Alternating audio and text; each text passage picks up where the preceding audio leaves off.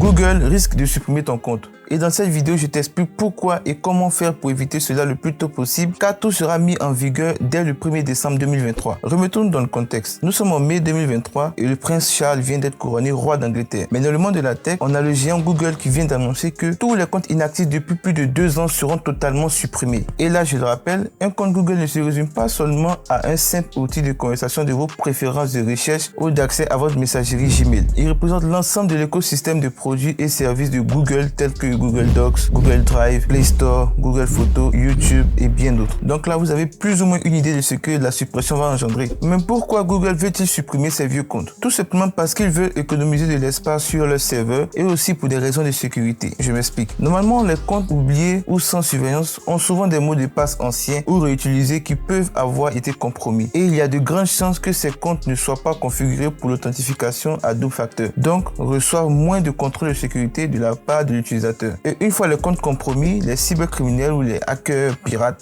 ce que vous voulez, peuvent les utiliser à des fins malveillantes comme l'usurpation d'identité ou l'envoi des spams, etc., etc., etc. Donc, si tu as un vieux compte Google que tu souhaites conserver, mieux vaut le rendre actif. Mais c'est quoi un compte actif pour Google? Sur leur site, c'est marqué que pour rendre actif un compte Google, il faut d'abord se connecter à ce dernier. Bon, jusque-là, c'est logique. Et en plus de cela, vous devez aussi lire ou envoyer un email, utiliser Google Drive, regarder une vidéo YouTube. Ce qui signifie logiquement que si tu vois cette vidéo, cela veut dire que ton compte est bien actif. Vous pouvez aussi partager une photo, télécharger une application depuis le Play Store, utiliser la recherche Google, etc. Je précise que vous devez juste faire au moins une seule action parmi celles citées pour retrouver votre compte. Enfin, je crois.